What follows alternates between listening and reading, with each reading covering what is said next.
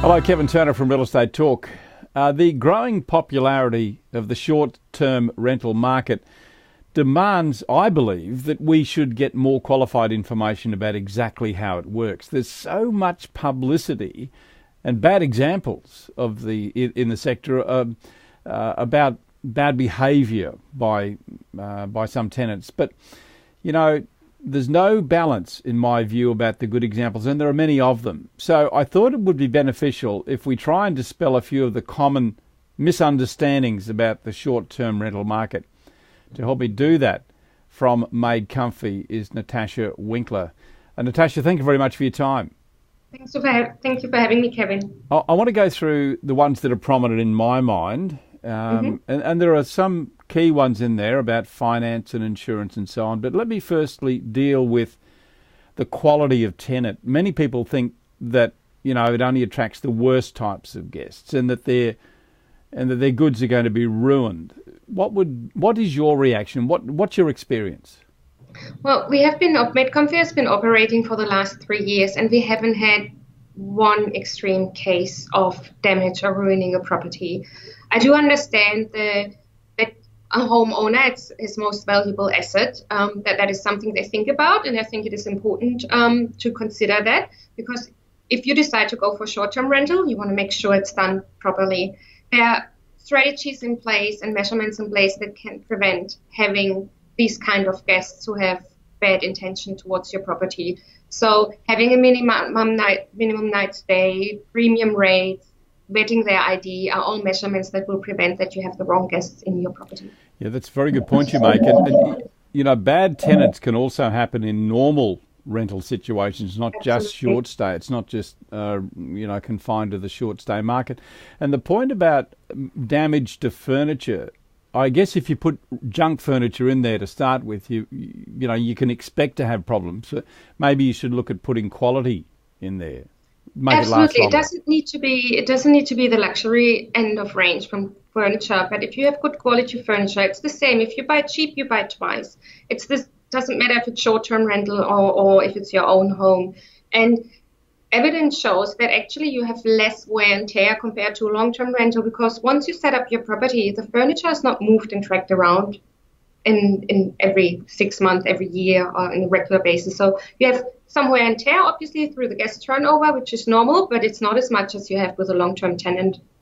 Yeah, long-term, short-term, because the tenants are turning over so regularly too, you get the opportunity to keep an eye on all those furniture, all that furniture, Absolutely. All those fittings as well. And what we do as a property management specialist is every time there's a checkout, our housekeeping team comes in, they report any damage, which we then look after. And we also do every 3 months a routine check of the property, which creates a report that is sent to the homeowner, so they always know the state of the property. Yeah, I must admit, we've had some experiences, Carolyn and I, with short stay, and they've always been outstanding, even to the point of having little chocolates left for us and little special satchels of coffee and biscuits. So you can make it, quite rewarding for your guests, and I think that's a good thing to do. Can I ask you about payment? Yep. There are many people who fear that they're going to let people in, but they're not going to be rewarded, and the rewards can be very good. So how do you overcome that? Absolutely. It comes back down that you want to work with someone who knows what they are doing. It can be difficult if you manage it on your own to keep an eye of everything, because you have your day-to-day job. We are specialized in doing that. That means no guest checks in before payment is received. No matter which booking portal the property is listed on, we look after that. The payment is received prior, and we also take a security deposit. Keys. Let's talk about those. So what's the process for, handing keys over, or do you have lock boxes or combination locks? Yes, we have different, all of them. So there are properties where we meet the guests in person, luxury properties, or in the middle of the city where we check them in person. We have some houses that have lock boxes. We have keyless entrance, which is great and very secure as well. And we always look for innovative ways to make the guest experience better. So we currently try to give the guest the possibility to collect keys from the airport if they arrive via the airport. So they can go straight to the property, or if they want to go for lunch first, there's no time they have to stick to. So it just puts them in the right mindset to have a great time at the during the holiday. I guess it comes down to, if you want to have a professional business, and it is a business, if you want to have a professional business, you should have someone professional looking after it for you so that the owner can remain at arm's length, and it certainly takes away the frustrations. That's what MadeComfy do. Natascha, can I ask you about insurance? I would imagine that could be a complex issue, or even it could be quite expensive.